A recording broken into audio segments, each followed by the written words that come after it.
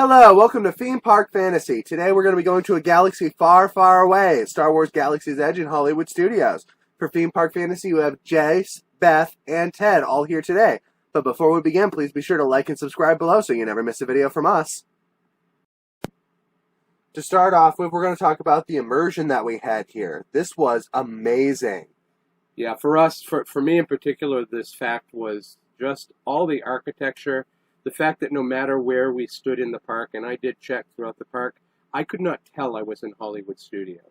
It was done really, really well. It was, like you said, you were totally immersed, and as you're turning around and you're trying to figure things out to see where you are, you turn back around, and Chewbacca is walking towards you, which is an incredible sight, because the guy is really tall, and he's really, really fuzzy. He's huge. He was about like 3 feet from us. You know, right next door. Yeah, made eye contact. It was a wonderful surprise. But the whole thing was that way, you know, walking throughout, going to different ends of the park. I mean, obviously you had the rides and you had, you know, making droids and all this. But the architecture, the marketplace to me, you felt like you were in a marketplace all by its own. Yeah, for a Star Wars fan, everything is written in Arabic, so it's awesome. They actually give you a decoder on the back of your map. So if you wanted to, you didn't have to read anything in English. You could try and decode it yourself using the translation. And it's really cool as a Star Wars fan to walk through an environment like that. You felt like you were from one of the movies. Yeah, I in particular, I like that. I know some people that I've seen who've done the previews who didn't care for the fact that nothing was labeled. For me, it felt like you were in a small marketplace where, you know, the vendor would bring his goods and put it out. There wouldn't be elaborate signage, which I think all in all would have detracted from the immersion. I agree. It was more fun not to know exactly where everything was. You obviously have a map and you have an idea of where you need to go. But it's also fun to communicate with the workers that are there. They are in full costume, right down to your people who are custodial. They are also in costume. You have no idea that you are not in Disney World. You are in Star Wars land. And I really love that whole fact. And everybody was really polite and seemed to be very happy for being where they were. They wanted you to have that feeling of being far, far away. Yeah, I didn't know Walt Disney World Security had started covering outer planets. Yeah, it's true. They were actually the only cast members that did not have special uniforms for the Galaxy's Edge. Obviously, that's for a reason. I mean, people know the blue uniforms. You know, if a child's lost or whatever, they know to go to the police officer, so to speak. But, you know, every single other cast member was fantastically... Yeah, from culinary on, they were all in, you know, these specialty costumes. And the next part is, you know, the characters that we saw. Beth initially, you know, mentioned Chewbacca. He walked right by me. That was cool. That was amazing. It was just incredible. You know, it's funny if you go to the other parks and you see some of the characters, they always have their handlers, and the handlers wear their blue tops. Here, they look like citizens. Yeah, it was just like walking in real life. It was very laid back, and he was just right there in front of me, walked right by me, just like I was walking downtown. Yeah, it was It is an amazing feeling to walk right by one of your childhood favorite characters. And that probably sounds weird because you can always do that at Disney, but walking by a Star Wars character, especially Chewbacca, is a uniquely amazing feeling. We've never been able to do that. Yeah. So, I mean, since those movies came out, I mean, they came out when I was a child. And, you know, from that time to now, you've never been able to have any real interaction. I mean, yes, if you did some of the fandom items or the Star Wars weekends, you could do that. But for the most part, on a larger scale like this, you had no opportunity. And then, you know, other characters like Rey. What was Rey out there doing? When we first came across Rey, she was working on the Millennium Falcon. Yeah, and that was great to see. It was kind of like, wow, wait, what are we looking at? Oh my God, this is live. That is Rey. She's working on the real Millennium Falcon. It was just, again, immersed in that world. Yeah, true. I mean, as always, someone's working on the Falcon. This time it was Rey. So it really is cool. And it feels like a living environment. You see her working on the Falcon, and you see Chewie, and you'll never see any more of them than one at once. It's always it's the same character running around at all times, and that's a really cool feeling. Yeah, definitely. You know, and then like as you move into the Falcon ride, you come across Hondo, who is selling you his wares, trying to get you to do his duty as usual. And it was he was phenomenal. Yeah, He that looked that real. animatronic is simply amazing. Certainly compares to the one over in Avatar Land, the Na'vi River. Oh, it's nothing compared. Um, Yeah, he looks so lifelike. It's just He has spot on. certainly more vocabulary. His movements are amazing. I agree, and I like the way that it feels like Hondo is just there. It really does feel like the character that I grew up watching from the Clone Wars is standing right in front of you, and that's an amazing feeling.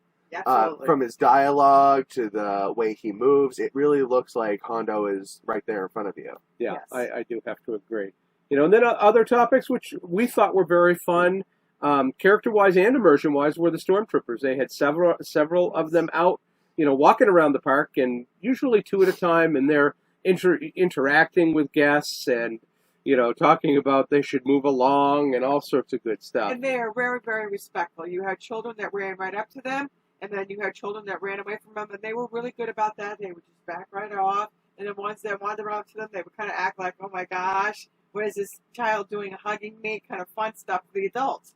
So, yeah, they pick good people to play those characters. I was impressed with that. Yeah, and then, finally one of the other characters that is kind of hidden, that kind of pops out, he's over in Olga's, and that would be Rex. And Rex is from what, Jays? Star Tours. For very classic Star Tours fans that love that ride when it opened up, this is a really nice touch to see that character brought back. Yeah, he's actually the DJ in there, so that's kind of an odd role for him, but it was good to see Rex again. The Falcon was amazing. I mean, not only, even if you didn't do the ride, just the pure visual aesthetics of some of these vehicles that they've put in. I mean, the Falcon, they had an X-Wing, they had an A-Wing, you could look around and pick up all sorts of different items, and, they're all life-size. We did see a replica of Han Solo's land speeder from the Han Solo movie. That was a replica, a small replica. But all the other stuff, the pod racers we saw. We saw Luke's land speeder from episode, A New Hope. No. Us old people call that Star Wars. Very true. Yes, us old generation. Actually, I like that whole area, it looked like an actual Star Speeder port. Like, if you went to Tatooine, you would see someplace like that where you would hook up your Star Speeder to get it fixed or to refuel it. I thought that was a really nice detail. It was a nice detail, and it was cool that they threw some of the old in. It was one of the things we wish it was a little more closely linked to the original 3, but that kind of gave you a bridge. To see Luke's, land speeder there, certainly made a difference. Other items, what else did we see there? Well, I think if you're going to talk about linking to the original 3, there's no better place for that than going to the Den of Antiquities. Oh, yeah, that place. We're going to do a whole video on that one all on its own, but that was amazing because there was everything there from soup to nuts. Yeah, pretty much. You had all lightsabers. You could buy new hilts or crystals for your lightsaber if you built one. But even if you didn't, the stuff in there was fantastic. There was statues. Yeah, they had characters. throwbacks to the originals. They had statues of Yoda and... Mom picked up the Wampa. Yeah. The Wampa Yeah. was incredible looking. Yeah, it was huge, sitting He up on the was- second floor staring at you. Just, right above you. You turn around and this thing is over you. It's real. It was really well done. And then they had this incredible character who... Doc Ondar. Okay, he was obviously a big deal. Did not recognize him. And I do Star Wars. I watch the Clone Wars with my son. I love them. I love Rebels. Absolutely watched them over and over again. So when I saw this other creature, that was really, really cool. It was neat because he immersed and he did everything. He turned around, he spoke to you, he was doing his own job. He was a very cool animatronic. Yeah, he was really well done. So that was neat for something that it wasn't recognizable, but you knew it was there. It was supposed to be there. It was part of the world. Yeah, definitely. And next we're going to do the Droid Depot, which was my favorite part. I've been wanting to do this since they announced it. I've wanted a droid since I was a kid. Yeah, we took him over there. We broke down. Once we found it, boils back to that no signage thing. So we actually had to ask directions. We were lukewarm. The map got us close, but it's kind of behind this, forbidden door. So it gave a little more allure to it. But Jace, what was that experience like? It was really cool. I like that it was simple enough that you could do it. I mean, what they say, free and up, those droids are for kids. Yeah. You could do that. Free and up. You could take your kid to do it, and as an adult, you can do it. What did it have, like five, 6 parts? Yeah, it was really cool because it's customizable. You have probably about 5 different heads. There's one body, and there's a couple different types of legs, and that's for the Astro droids. And then you have a BB droids as well. So and then they have like 3 different heads. And it's great. They had great direction also. I mean, you were able to. It was a smooth process. It was a very smooth process, and there was help. Yeah, there was help. Us, okay, what's my next step? And then assembling.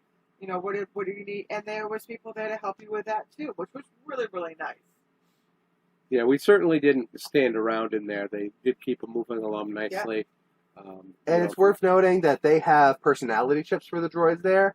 We didn't get any of those because we didn't know about them until after. Yeah, unfortunately, that was something that did get omitted, but... I think it'd be cool if you did because they have like 3 of them so far. They have a Smuggler, a First Order, and a Resistance. Yeah, so they react differently throughout the park. As we just had a standard droid, which was really cool because if you take him to certain places, he reacts. Like if you take him through the food market, he reacts. We had to use the restrooms at one point, so it's really cool. By the restrooms, there's this water tank, and it is one of the creatures from the original Star Wars, A New Hope, when they're in the trash compactor. The horrible creature that lives in there. That takes Luke Skywalker underneath. Yeah, absolutely. Yeah. Your droid freaks out at that. Because he knows it's in there. He freaks out. I was the one holding the droid, and it started shaking in the box and bouncing making around all in the kinds box. of noise. It was squeaking and squawking, and I'm like, oh my god, what's wrong with it? And it was reacting to that. So that surprised me, and it was also great fun, because I didn't know it did that. It was great. When you are walking around, you hear other ships in the area. They're flying above you, which is a great aspect. It pulls you back into that world of this is actually real, and your droid reacts to that. Troopers would walk by and it would react to that. If you walk it's really funny. He gets scared when the Stormtroopers walk by. It is all really part of the immersion, which is the first thing we were talking about. They also say there weren't a lot of people with them when we were walking around with him, but they say that they talk to the other droids. That they have the capability, they talk to other droids. So it's supposed to be kind of like the films, the droids will talk to each other as they go by. Exactly. Well done. Well done. Well done. Now, the other experience that they do offer for a price. Now, Jace, what was it to do your droids? I was about $106 with tax. Yeah, with tax. So, not cheap. Big surprises. Not cheap, but not horrible. I mean, it is you could have blown that on T-shirts really quickly. So. And the immersed chips that give you different personalities, obviously, those are more. We do not know because we're not offered that. Yeah. But we will get back to you. Yeah, we'll get back to you on that one. We will be going back there. So the other experience would be to build your own lightsaber. We didn't do this per se because, well, it's $200 to build a lightsaber, and we haven't heard the best things about the stability of the lightsaber so far. At some point, I would like to do it. It could be a cool experience, but we wanted to kind of let them work the kinks out of that because we thought that $200 was a steep price for something that seemed a little unstable in the test period. That's why we went with a droid. Yeah, droids seemed a little more versatile. Yeah, at this point. Although we did see people with the lightsabers walking around, but again, we're not quite sure how they're going to hold up. And the antiquities place, and we will do a merchandise vlog on that. Let's start that again. With the merchandise, the antiquities place, we will do a merchandise on that. And they had incredible hills to go with these or the lightsabers. They were absolutely beautiful. I had no idea. So that was beautiful to see. So we'll show you. Yeah, I actually didn't notice those, so that was pretty cool. I did notice all of the different lightsabers that they had on display and the crystals, but I didn't notice the hilts. The hilts were absolutely gorgeous. Yeah, gorgeous. I had noticed they had 2 Ahsoka hilts, they had a Count Dooku hilt, they had a Jedi Temple Guard hilt. There was a whole bunch of them that you could buy. And then on the opposite wall was, obviously we didn't have one, so we didn't buy any. They had all the different type of crystals, kyber crystals for the lightsabers or for the holocrons. Yeah, and we'll do like we said, we'll do a blog on that. You guys can see more of that. Yeah, certainly we'll get back on that. And that brings us to food. Food, always. We talk about food. We talk about a lot of food. We like food. We love food. Food. So we ate where, Jace? Docking Bay 7 Food and Cargo. Yeah, thought it was awesome. Yeah, very impressive. Yeah. Immersion was great. Again, they no matter where you go there, the immersion is the key. We got a rib, and we got the chicken. The tip yip, as they call it. We call it fried chicken on mashed potatoes. But it was really good fried chicken. It was good. It was good. Done very well. You know, it's a good portion. It was an average Disney price, average Disney portion, but it was good quality, tasted good. We got the 2 entrees, we split them, obviously we were trying to munch around the park a little there. And then we got the rib dish. What was that called again? Do you remember? I can't remember what the ribs were called. But they were very good. That was good. Had a lot of good flavor to it. Yes, it was. And the ribs were served with a blue muffin and red cabbage slaw. Yeah. Great. And the chicken was served, like I said, with mashed potatoes, but it was mashed potatoes with vegetables minced and mixed in. Yeah. All in all, these were great. And it had like a green chili sauce with the chicken. Yes. Right. Both of these were really good. They filled you. I didn't think they were too steep in price compared to other Disney counter services. It was Disney counter service price. It was fine. And it's pretty cool because it's still immersive. Even the plates that they gave you Yes. they were plastic, but they were almost like metal ceramic bowls. Yeah, Like you would get at a place. Like if you look at Star Wars when they eat, that's what they look like. It's awesome. And not only that, but I was impressed with the fact that, yes, you put your order in, and then you go and you stand there. You can't see the kitchen. At all. You have no idea where your food's coming. You just think it's coming from the air, and they did a really good job. You can't see the kitchen. You have people who address you, how are you today? And they give you your drinks and they give you your food, but you have no idea there's a kitchen back there. Yeah. Well good done. immersion there. We did not, however, eat at, what was it, Ronto's? Ronto Roasters. We didn't try just because we were walking around the park. We figured we'd try Docking Bay 7 and try and get into the cantina. So we kind of let Ronto Roasters fall to the side, but I would be willing to go back and try that. Yeah, the food did look good. I know. We've got a picture of the menu right here that we're showing you. It's certainly, eclectic. Visually, I you don't run right out and migrate to it, but I think it's kind of supposed to be a street food. It's for kind of Star like Wars. the blue milk. You see it. It's not supposed to be pretty. It doesn't necessarily entice you visually, but it's the Star Wars version of street food. It's not supposed to be visually pretty. It's supposed to be good. And from what I've heard, it sounds. Yeah, like I haven't heard anyone complain about the quality or the taste. But speaking of which, blue milk, green milk. Knew? Yeah. Surprise. There's been some controversy surrounding this recently in terms of, what do you want?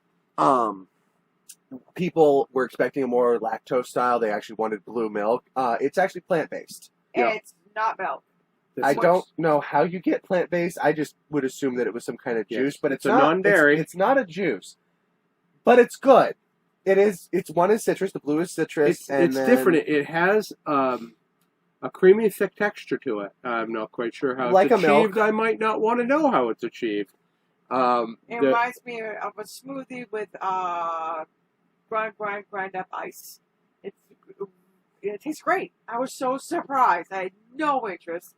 You guys are, well, we'll go try it. And I'm like, fine, go ahead. I don't want to try it. And which one did you like better? I like both. I think it was the green was the green was one. Yeah, it was citrus melon. Yeah, but they were both fantastic. The blue I was had melon, no idea. Right? Yeah, blue was melon. The green was citrus. It was obvious we were not expecting it. People were going by saying, "Okay, so what do you think? What does it taste like?" Because obviously our reactions was, "Wow, this is not what I thought it was going to be. It tastes better than what we were expecting." They do sell it with liquors. We chose not to because we wanted to first try. We wanted to see what it tasted like base. Yeah. The blue milk comes with a rum, and the green milk comes with tequila. I will tell you, either one of those, I have to say, would be awesome. Yes, I do know people who've had the blue milk with the rum, and they say it is fabulous with the rum. I could really see how it fits. I liked them. My favorite, I guess, was probably the green milk. And I'm going to say that it was probably the blue for me, just by a hair. Yeah. But they were both really good. You kind of have to ditch what you think it would taste like and come in not expecting anything. I think if you expect it to taste like water would be the best way to describe it because it's such a unique flavor on its own. Yeah. For me, it was the texture. It was great.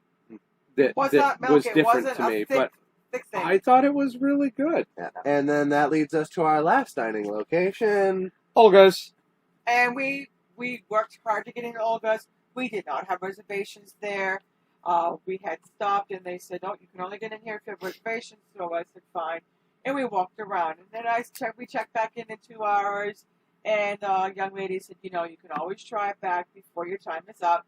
And so that's what we did, and we happened to luck out. I was very, very appreciative of the way that they handled it, and they were able to work us in so we could have this experience, because it's what everybody is talking about, and it is an experience. And it's something that I am glad that I tried.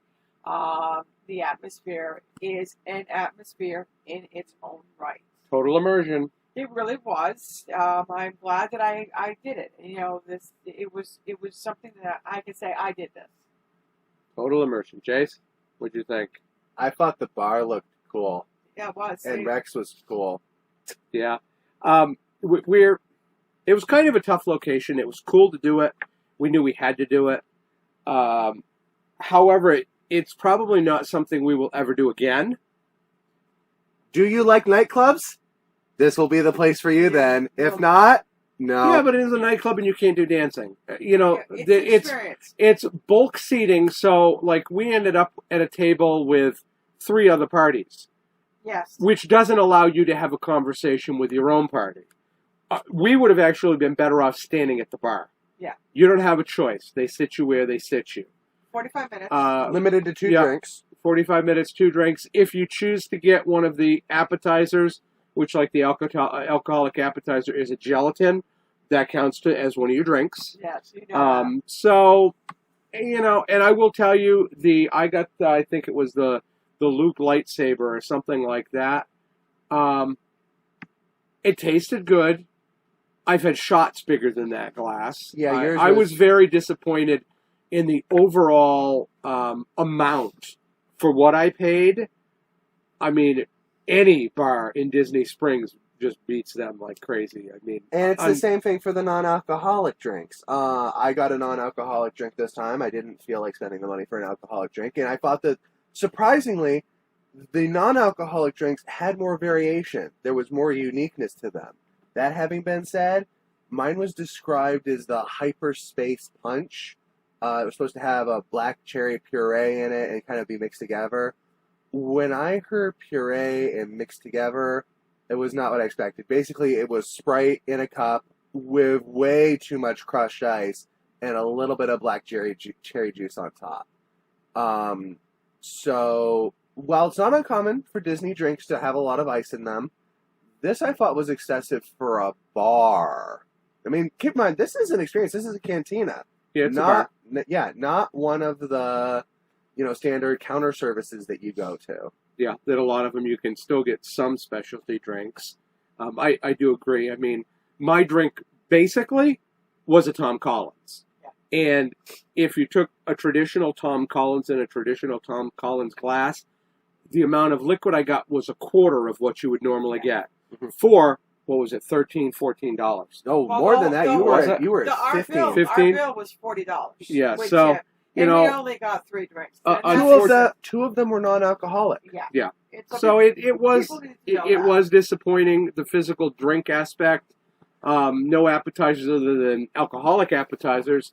They do have one. It's like we didn't even get it. It's like a chips and dip kind of thing. Yeah, well, really, you could come up with something a little better than that. I'd like to think so.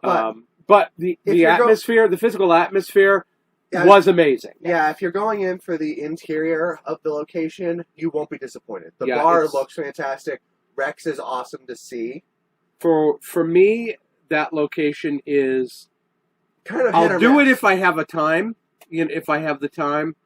But other than that, there are way better places to spend your time. Because we were on a pass holder preview, we were limited to 4 hours. True. It's also worth noting, Docking Bay Food and Cargo sells alcoholic drinks. And the milk stand can put alcohol in your drinks. Yeah. So you're not limited to having to go here for alcohol. And if you want a real Star Wars experience for drinking, honestly, those locations would be better. Yeah. It just wasn't really our bag. So with that in mind, final thoughts, Beth? Oh, I'll go back there again and again and again. Absolutely. They hit it right on. I'm sure there's a lot of stuff that we missed, and it needs to be looked at again and again. I will be going back. Absolutely. Yeah, definitely. Myself, I truly thought it was an amazing experience. They did outdo themselves. Our time slot was in the afternoon, so we didn't get to see it at night. I'm sure it would be amazing to see this location at night. But that said, for me, the key here was, like I said, immersion, immersion, immersion. When you went in there, you had no idea you were still in Hollywood Studios. There's not one point that I saw where I could see the Tower of Terror or anything else that remotely took me out of Galaxy's Edge and put me back in the park. Jace? I thought it was awesome. I'll definitely go back there again and again as a Star Wars fan. It was a fantastic experience. So, with that in mind, that has been Jace, Beth, and Ted covering Star Wars Galaxy's Edge for you. We are here to help you live your theme park fantasies. So, hope you guys have a great day, and please be sure to like and subscribe below so you don't miss a video from us. And obviously, comments, please send us comments. We're always looking for comments back to see what, you think, and if you think along the same lines as us. So thank you very much.